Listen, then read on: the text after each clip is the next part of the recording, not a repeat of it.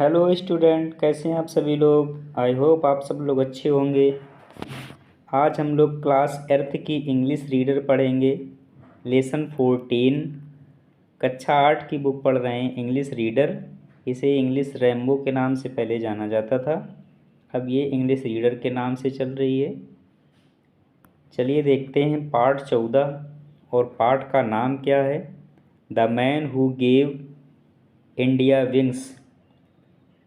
The man का मतलब वह व्यक्ति, कोई पर्सनल या ख़ास व्यक्ति के लिए लगाया जाता है। The who gave and India wings, जिसने भारत को पंख दिए। वह व्यक्ति जिसने भारत को पंख दिए। डू यू नो, क्या तुम जानते हो। नो मीन्स होता है जानना। The name of the man who gave India wings. Wings का मतलब होते हैं पंख। क्या तुम उस व्यक्ति को जानते हो जिसने भारत को पंख दिए। It was Jehangir Ratanji Dadabhai Tata. वह व्यक्ति जहांगीर रतनजी दादाभाई टाटा थे। He was popularly known as JRD।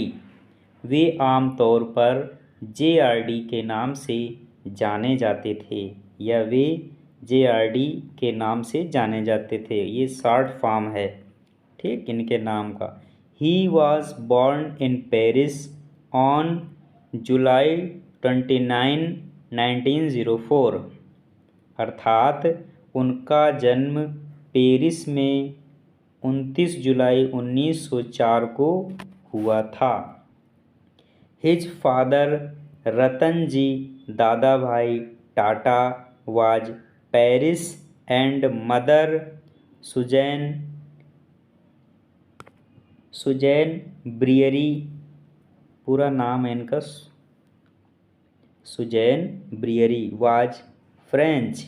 अर्थात हिज, फिर से देख लेते हैं। His father Ratanji Dadabhai Tata was Parsi, ठीक, पेरिस या पारसी कहेंगे इनको, पारसी थे। और उनकी माता सुजैन ब्रियरी फ्रेंच थी, यानी कि वो फ्रांस की थी, फ्रेंच कहेंगे, ठीक है। Tatas childhood was spend travelling between France and India. अर्थात टाटा का बचपन भारत तथा फ्रांस के बीच यात्रा करते हुए बीता, ठीक है। ट्रेवलिंग का मतलब होता है यात्रा करना, बिटवीन का मतलब बीच, फ्रांस एंड इंडिया यानी कि भारत और फ्रांस। स्पेंड का मतलब व्यतीत हुआ या खर्च हुआ समय, ठीक है। आगे देखते हैं। सम पीपुल सेड इन जेस्ट। अर्थात कुछ लोगों ने मजाक में कहा, दैट कि ही गॉट हिज, यानी कि कुछ लोगों ने मजाक में कहा दैट कि he got his surname. Surname means उपनाम। From an ancestor. एंसेस्टर का मतलब होता है पूर्वज, यानी कि उनको यह नाम अपने पूर्वजों से मिला या किसी पूर्वज से मिला। Who stood on the source of Bombay and waved tata to the drafting ships. अर्थात जो मुंबई के तट पर खड़े होकर जाते हुए जहाज़ों को टाटा किया करते थे। फिर से पूरा अर्थ एक बार फिर से इसको समझ लीजिए कि पूरी line. Some people said in jest, कुछ लोगों ने मजाक में कहा, दैट कि he got his surname from an ancestor. अर्थात कि उसने यह नाम अपने पूर्वजों से प्राप्त किया। Who stood on the shores of Bombay, यानी कि मुंबई के समुद्र तट पर खड़े होकर, and waved tata to the drafting ships, यानी कि मुंबई तट से जाने वाले जहाज़ों को टाटा किया करते थे, जो डिपार्टिंग होते थे, अलग होते थे समुद्र से। समझ गए? आगे देख लेते हैं। In 1924, at the age of 20, as a French citizen, he was recruited into the French army। इसका अर्थ क्या होगा? 1924 में 20 वर्ष की उम्र में फ्रांस का नागरिक होने के कारण वे फ्रांस की सेना में भर्ती हुए। फ्रेंच आर्मी का मतलब फ्रांस की सेना। समझ गए? रिक्रूटेड का मतलब सिलेक्ट हो गए कुल मिला के। नेक्स्ट लाइन देख, अगली लाइन है अ ईयर लेटर, यानी कि एक वर्ष बाद he was send to England, उन्हें इंग्लैंड भेज दिया गया। टू प्रिपेयर का मतलब तैयारी करने के लिए। फॉर एडमिशन मतलब प्रवेश। इन कैम्ब्रिज यूनिवर्सिटी यानी कि कैम्ब्रिज यूनिवर्सिटी, अर्थात एक वर्ष बाद उन्हें कैम्ब्रिज यूनिवर्सिटी में दाखिला लेने की तैयारी करने के लिए इंग्लैंड भेज दिया गया।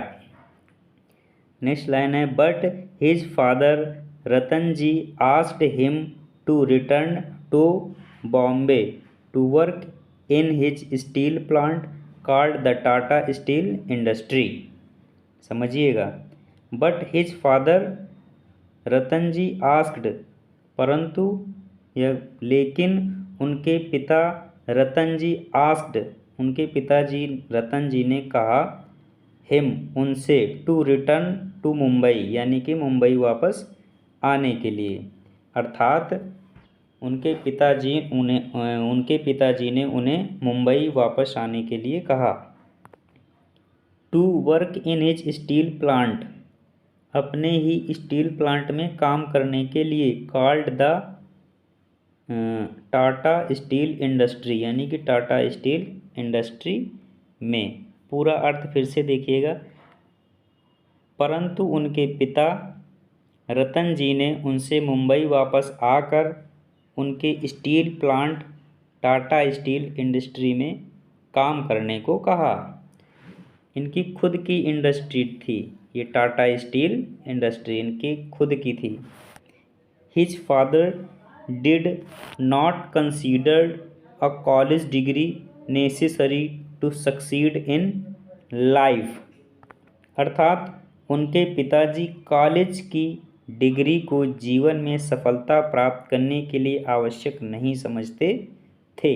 His father did not consider मतलब आवश्यक समझना, और कॉलेज डिग्री कंसीडर करते थे, और नेसेसरी मीन्स होता है आवश्यक। सक्सेस इन लाइफ यानी सक्सीड इन लाइफ यानी कि भविष्य में सफलता प्राप्त करना। ठीक है, इनका मीनिंग मैंने बताया है, बाकी अर्थ तो वास्तविक यही होगा कि उनके पिताजी कॉलेज की डिग्री को जीवन में सफलता प्राप्त करने के लिए आवश्यक नहीं समझते थे। अ ईयर लेटर, एक वर्ष बाद रतन जी डाइड यानी कि रतन जी का निधन हो गया। His eldest son and here Jehangir inherited the directorship of the Tata sons and board. एक वर्ष बाद रतन जी का देहांत हो गया। रतन जी का सबसे बड़ा पुत्र तथा उत्तराधिकारी होने के कारण जहांगीर को टाटा सन्स और बोर्ड का निदेशक बना दिया गया। समझ गए? सन्स एंड बोर्ड, ठीक। डायरेक्टर का मतलब होता है निदेशक, जो संचालन करता है। समझ गए? डायरेक्टर का मतलब निदेशक। चलिए नेक्स्ट पैरा देखते हैं। JRD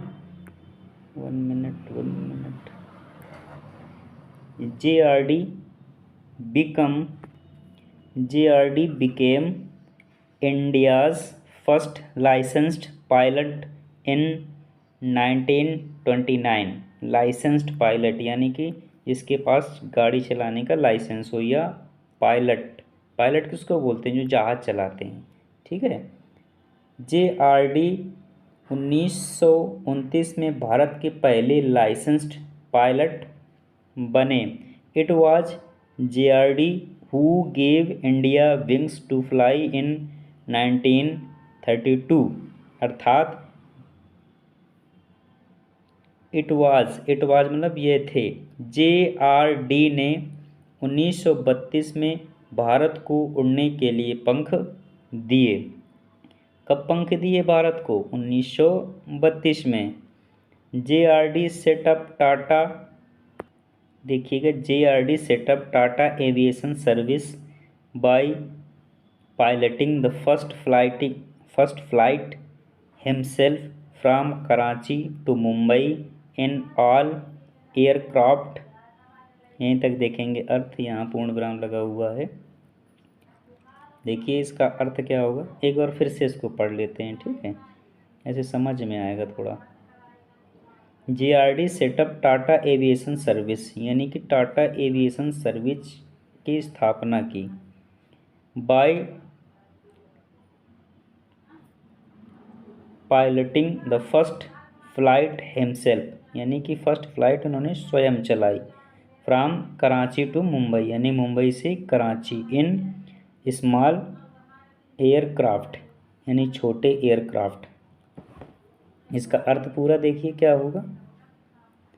JRD ने एक छोटे से हवाई जहाज़ से कराची से मुंबई तक स्वयं पायलट बनकर एवं यात्रा कर टाटा एविएशन सर्विस की स्थापना की। टाटा एविएशन सर्विस की स्थापना की।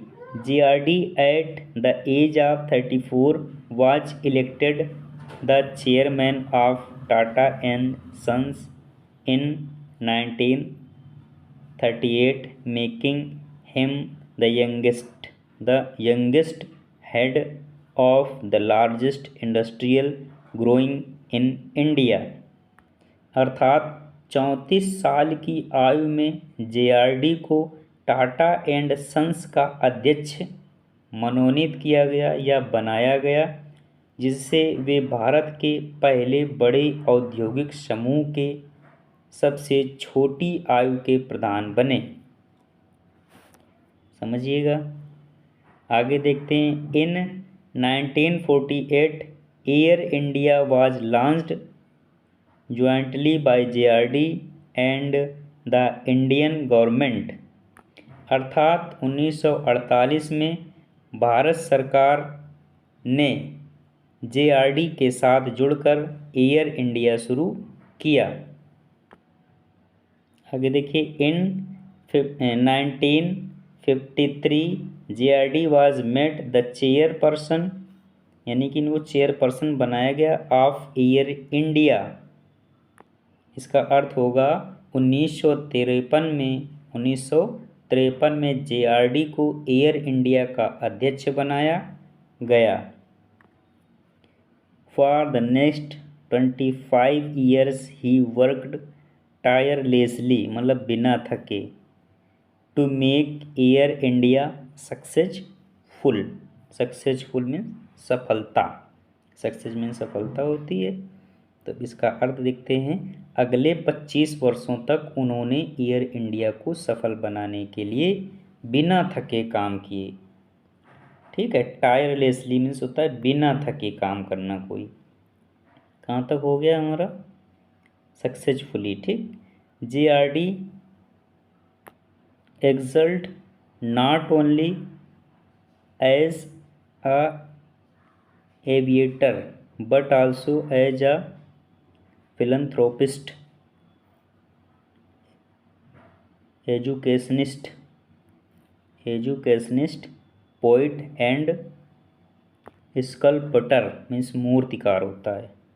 स्कल्पटर मीन्स होता है मूर्तिकार, पोइट मीन्स होता है कवि, एजुकेशनिस्ट मीन्स होता है शिक्षाविद, ठीक, और फिलंथ्रोपिस्ट मीन्स होता है मानवतावादी।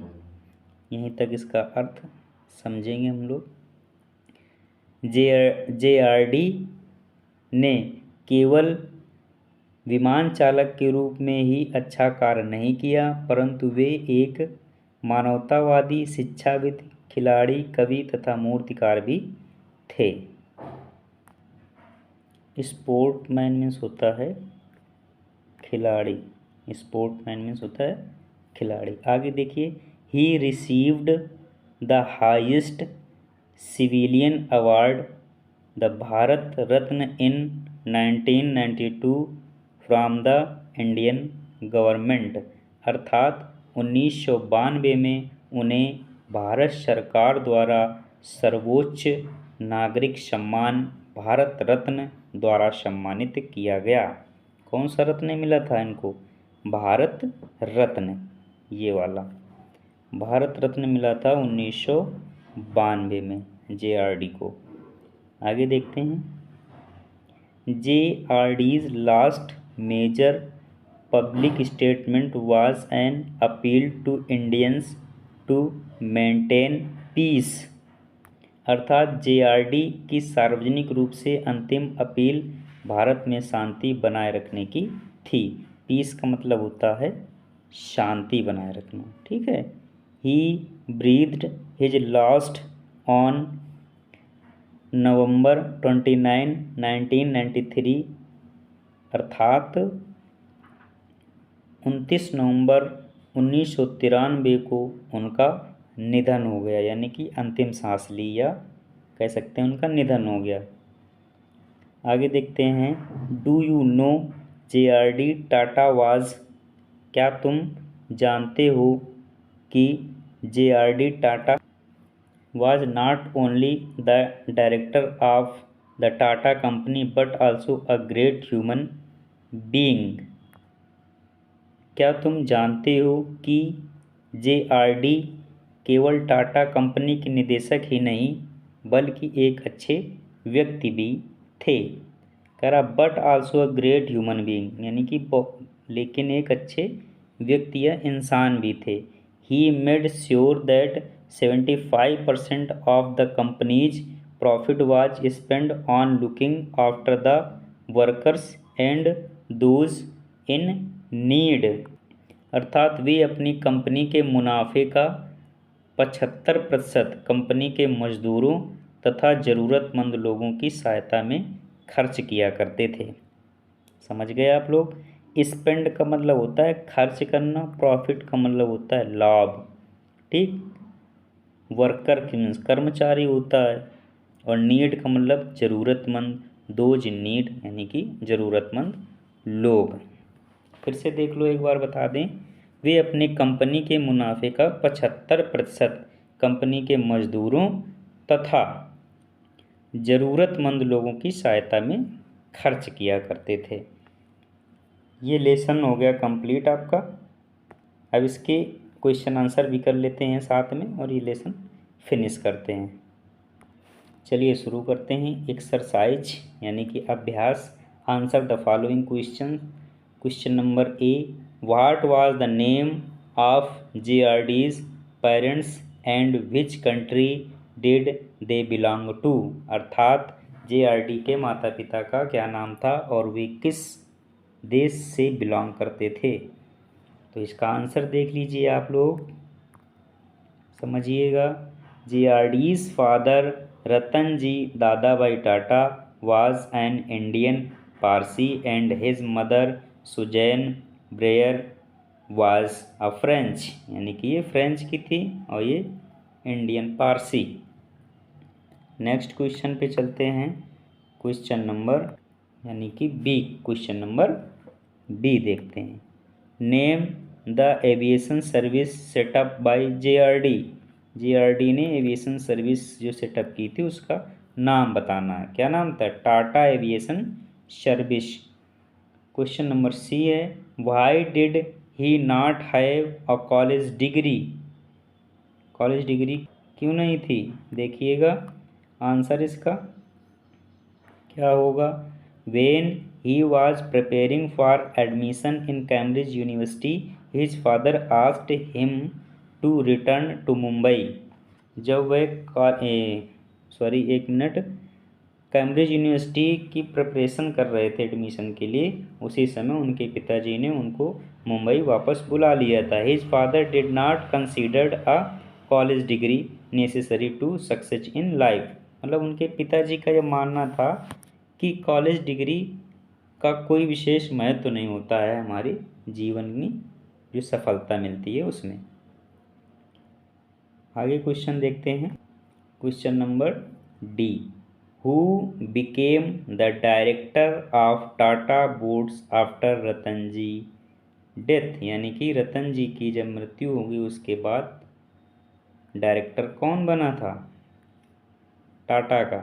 तो रतन जीज एल्डेस्ट सन, उनका बड़ा बेटा। And here Jahangir became the director of Tata board after Ratan जीज डेथ। यानी कि रतन जी की मृत्यु के बाद उनका पुत्र जहांगीर बना था डायरेक्टर।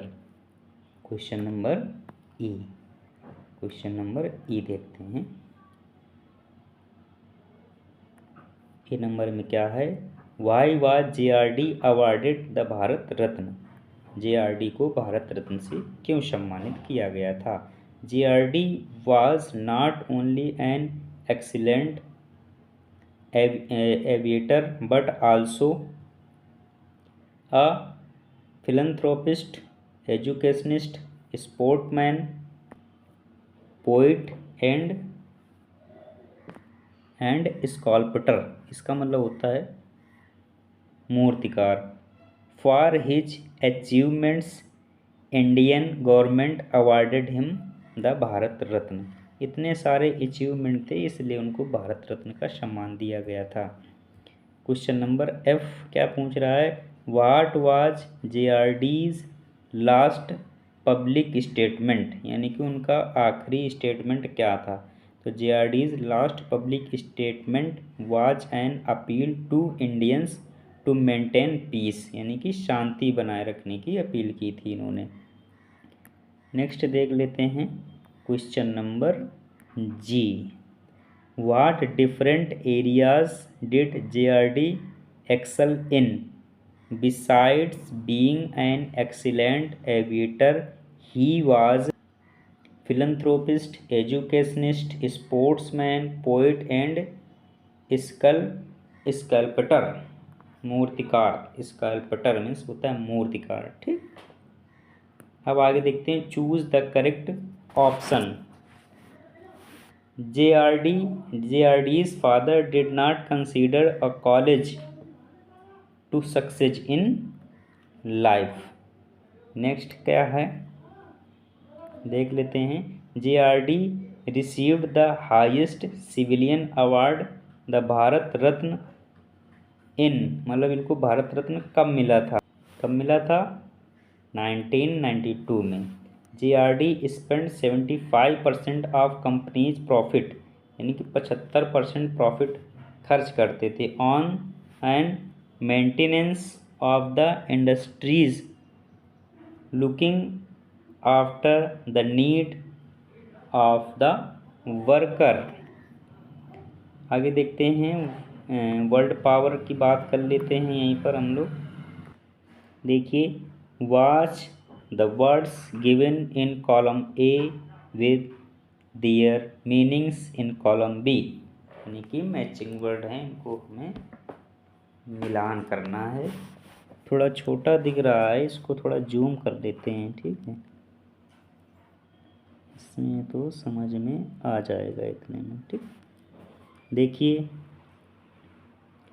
एंसेस्टर्स को मिलाएंगे, किससे मिलाएंगे? जस्ट नीचे इससे मिला दिया है। ठीक है, ये आप लोग देख लीजिएगा इसको। ठीक, अपनी बुक में देखिएगा और इससे मिलान कर लीजिएगा। ओके, लैंग्वेज प्रैक्टिस है ये। Fill in the blanks with a suitable preposition, यानी कि प्रीपोजिशन का यूज करना है। ठीक, to, from, in, into, on, इनका यूज करना है। देखिए, he was born in Paris on July. ठीक, इन और ऑन आएगा। आगे देखिए, was recruited into the French army ठीक। सेंड टू क्या बोला जाएगा, टू। आगे है तुम्हारा रतन अवार्ड इन, कब अवार्ड मिला था, इन 1992 फ्राम। ठीक। आगे देखते हैं, change the following direct speech into indirect, अर्थात डायरेक्ट स्पीच में है उसको इनडायरेक्ट में चेंज करना है। देखिएगा, मधु सेड, मधु ने कहा I am very busy now, ये डायरेक्ट स्पीच है। इनडायरेक्ट बनेगा Madhu said that she was very busy then, now का देन हो जाता है। ये हम ग्रामर में पढ़ाएंगे आप लोगों को, तब समझ में आएंगे। अभी एक्सरसाइज में है तो देख लीजिएगा ऐसे he said I go to school everybody, तो इसका क्या बनेगा, he said that he goes to school everybody.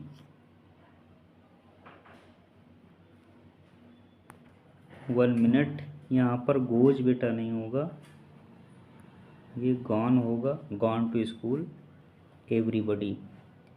Ram said Anand is a good boy, तो Ram said that Anand was a good boy. ठीक। अगर प्रेजेंट में है तो उसको पास्ट में चेंज करते हैं, सॉरी ही वेंट होगा, गॉन भी नहीं होगा। वन मिनट, यहाँ पर सेकेंड फॉर्म आएगा इसका। ठीक है, सही कर लीजिएगा। आगे देख लेते हैं, कहाँ थे हम लोग, चलिए यहाँ। ठीक है, the girl said I like singing, the girl said that she liked singing. देखो आया, सी लाइक्ड सिंगिंग, यानी कि ये गोज गलत था, आप लोग सही कर लीजिए कि इसको वेंट आएगा यहाँ पर। ठीक है, प्रेजेंट इंडेफिनिट को पास्ट इंडेफिनिट में कन्वर्ट करते हैं। तो इस तरह से ये लेसन भी आप लोगों को हो जाता है कंप्लीट। आप लोग ध्यान से समझिएगा और हमारे चैनल को सब्सक्राइब कीजिएगा, अपने दोस्तों के साथ शेयर भी कीजिएगा। सब्सक्राइब करने के बाद बेल आइकन ज़रूर दबाइएगा, नहीं तो नोटिफिकेशन आपके पास नहीं पहुंचेगा। धन्यवाद।